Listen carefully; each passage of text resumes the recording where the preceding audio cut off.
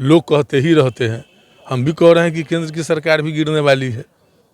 तो कह देने मात्र से थोड़ी होता है। आप देखिए ना कितनी मजबूत महागठबंधन है यहाँ।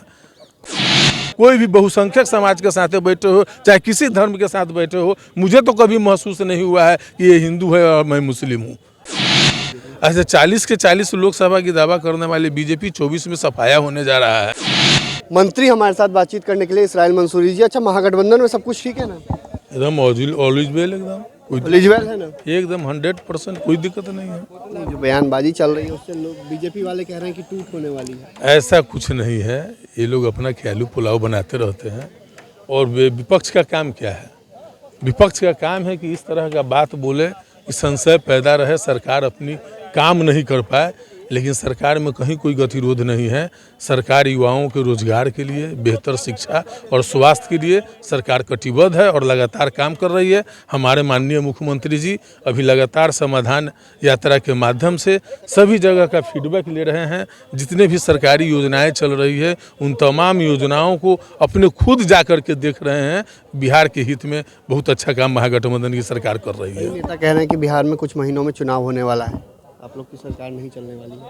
अच्छा, तो ये तो चलता ही रहता है, लोग कहते ही रहते हैं। हम भी कह रहे हैं कि केंद्र की सरकार भी गिरने वाली है। तो कह देने मात्र से थोड़ी होता है। आप देखिए ना कितनी मजबूत महागठबंधन है यहाँ। कोई इशू नहीं है। बहुमत से भी ज़्यादा हम लोगों की संख्या है और नीतीश जी और तेजस्वी जी के नेतृत्व में बिहार आगे बढ़ भी रहा है। अच्छा, अमित शाह जी भी आ रहे हैं और दावा किया जा रहा है कि 40 की 40 लोकसभा जीतेंगे। जेपी नड्डा भी आए थे। अच्छा, तो उनकी पार्टी है, राष्ट्रीय पार्टी है, सरकार में है, लोकसभा की चुनाव होने वाली है। तो और यहाँ भी चुनाव लड़ना है तो कोई भी पार्टी के नेता कहीं भी आ जा सकते हैं। हमारे पार्टी के भी नेता भी नागालैंड गए हैं चुनाव लड़वाने। तो सब लोग आते ही जाते रहते हैं। तो कोई बड़ी बात नहीं है। 40 लोकसभा का दावा कर रही है बीजेपी। ऐसे 40 के 40 लोकसभा की दावा करने वाले बीजेपी 24 में सफाया होने जा रहा है। ये आपको जानकारी है। पूरे देश के लोग, युवाओं, बेरोजगार जो है कि ठगे हुए महसूस किए हैं। और जिस तरीके से बेरोजगारी बढ़ी है और जिस तरीके से सरकार के द्वारा जो बनाए गए जो भी संस्थान थे वो संस्थान को बेचे गए हैं इनके द्वारा, इससे साफ देश की जनता अब समझ चुकी है इनके झांसे में नहीं आने वाली है और 2024 में इनकी विदाई तय है। अच्छा, केंद्रीय मंत्री गिरिराज सिंह साफ साफ कह रहे हैं कि आपके समाज के लोग अगर आज़ादी के बंटवारे के समय चले गए रहते तो आज धमकी नहीं देते। अब तो पहले उनको जो उनके देश के आदरणीय प्रधानमंत्री नरेंद्र मोदी जी जो बात बोले हैं पहले उस पर उनको अमल करना चाहिए। उन्हीं के कैबिनेट के उस सदस्य है तो गिरिराज सिंह अगर उनके बात का अगर अमल नहीं करते हैं इसका मतलब है कि उनसे ना इत्तेफाक रखते हैं। आप पसमानदा मुसलमान से आते हैं और पसमानदा मुसलमान को बीजेपी अपना वोट बैंक के लिए कर रही है और आप एकमात्र विधायक हैं और बिहार सरकार में मंत्री हैं, तो बिहार के सबसे बड़े नेता हैं पसमानदा समाज के। तो ऐसे में क्या लगता है, जिस तरीके से गिरिराज सिंह ने यह बयान दिया कि आज़ादी के समय अगर पूर्वज आप लोगों को भेज देते तो आज धमकी नहीं देते आप लोग? देखिए, यह जो देश की जो आज़ादी हुई है ये तमाम लोगों के पुरखों की कुर्बानी का दिन है। और उस आज़ादी में गिरिराज सिंह कहीं नहीं थे। ये जिसके पद चिन्हों पर चल रहे थे, गोवलकर और सावरकर के पद चिन्हों पर, ये लोग अंग्रेज के साथ इन लोगों का क्या था ये पूरा देश जानती है।